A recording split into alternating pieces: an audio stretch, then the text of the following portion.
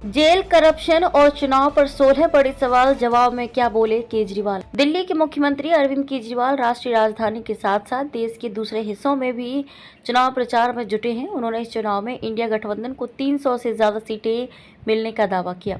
उनका कहना है कि मौजूदा सरकार संविधान और लोकतंत्र को खत्म करना चाहती है।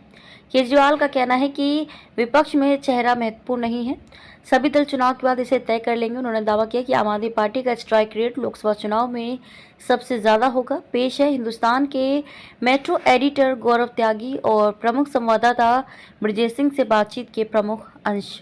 दिल्ली की 7 सीटों पर चुनाव प्रचार अंतिम चरण में है। आम आदमी पार्टी के लिए क्या संभावना है? देखिए, जिस तरह से झूठे केस में फंसाकर मुझे चुनाव की घोषणा के ठीक 5 दिन बाद 21 मार्च को गिरफ्तार किया गया था, उसका मकसद मोहल्ला क्लिनिक और मुफ्त बिजली समेत दिल्ली की अन्य सेवाओं को बंद करना था। इसे लेकर जनता में गुस्सा है। मुझे लगता है कि ये वोट में तब्दील होगा। इंडिया गठबंधन दिल्ली में 7 सीटें जीतेगा। दिल्ली में 3 विधानसभा चुनाव जीतने के बाद भी अभी तक आपको लोकसभा चुनाव में सफलता नहीं मिली। इस बार जीतने का समीकरण क्या है? उन्होंने जिस तरह मेरी गिरफ्तारी की है उसके उल्टे परिणाम होंगे। जब हम पहले 2 बार लोकसभा चुनाव लड़े तो हमें सिर्फ दिल्ली की पार्टी थी। हमें लोग बड़े बड़े चुनाव के लायक नहीं समझते थे, इसलिए वोट नहीं देते थे।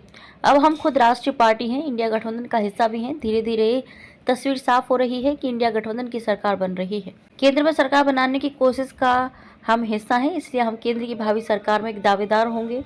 यही वजह है कि इस बार लोग हमें वोट देंगे। चुनाव की घोषणा के बाद आप जेल गए, इससे पार्टी के प्रचार अभियान पर कोई असर पड़ा?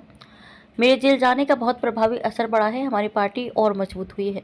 कोई भी पार्टी या संस्थान तब मजबूत होता है जब उस पर मुसीबत आती है या संघर्ष करना पड़ता है। पार्टी एकजुट हो गई है। इन्होंने सोचा था कि पार्टी बिखर जाएगी, लेकिन उल्टा हुआ। पार्टी परिवार की तरह एकजुट हो गई। हमारी जो लीडरशिप बाहर थी, उन्होंने जिस तरह से पार्टी को संजोया वे काबिल तारीफ है। जनता का ऐसा समर्थन हमें विधानसभा चुनाव में भी नहीं दिखता है, इसलिए ये गिरफ्तारी उन्हें उल्टी पड़ी है। इंडिया गठबंधन की सरकार बनी तो चेहरा कौन होगा वह तय कर लेंगे। इस वक्त देश को बचाना है सबसे ज़्यादा ज़रूरी है। जिस तरह लोगों की गिरफ्तारी हो रही है उससे लगता है कि वे पूरे विपक्ष को जेल में डाल देंगे।